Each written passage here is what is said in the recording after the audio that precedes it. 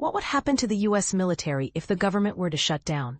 This is a pressing question that many may not fully grasp, especially given the complexities involved. As the clock ticks down to October 1st, the stakes are high.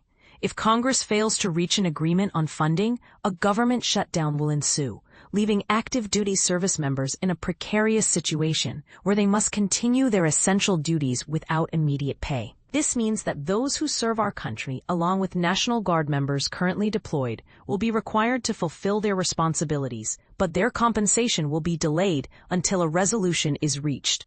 In this scenario, civilian employees deemed essential by the Defense Department will also remain on the job, while others will face furloughs during the shutdown period. Seamus Daniels, a fellow specializing in defense budget analysis at the Center for Strategic and International Studies, explains that once the government reopens, all federal employees will automatically receive back pay, thanks to the Government Employee Fair Treatment Act of 2019.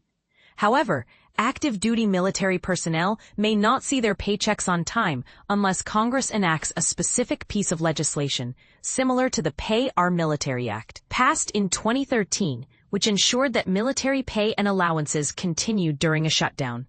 Recently, Republican Representative Jen Kiggans from Virginia introduced a new bill, the Pay Our Troops Act of 2026, which has garnered bipartisan support.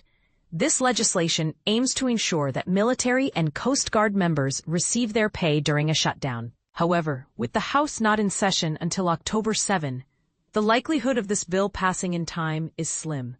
Reflecting on past shutdowns during the 2019 crisis, financial institutions like the Navy Federal Credit Union and USAA stepped up to support military members by offering special loans. They are prepared to do so again if a shutdown occurs this October. The Navy Federal Credit Union has announced plans to provide 0% APR loans to eligible members whose pay may be affected, continuing a tradition of support seen during previous shutdowns in 2011, 2013, and 2018 to 2019, when nearly 20,000 members benefited from such assistance. Similarly, USAA is ready to offer eligible members a no-interest loan equivalent to one net paycheck. In anticipation of a potential shutdown, the Defense Department has released contingency guidance that outlines its priority missions. This guidance indicates that unused funds from a reconciliation bill passed earlier in the summer could be utilized to support critical operations. The prioritized list includes securing the U.S. southern border, conducting operations in the Middle East, advancing the U.S. Missile Defense Project, known as Golden Dome for America, as well as depot maintenance, shipbuilding, and essential munitions. The guidance estimates that approximately 406,000 of the Defense Department's 741,000 civilian employees will be required to work during a shutdown due to the critical nature of their missions, which cannot be easily performed by active duty service members.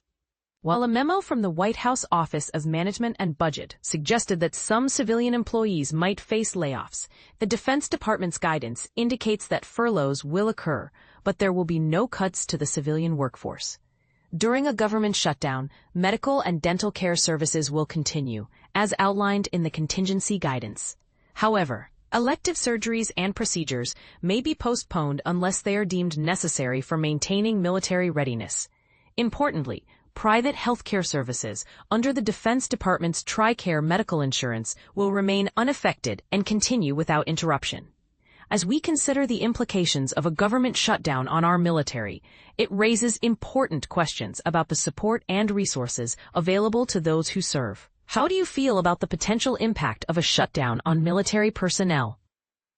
Do you think Congress should prioritize military pay in these discussions? Share your thoughts in the comments below.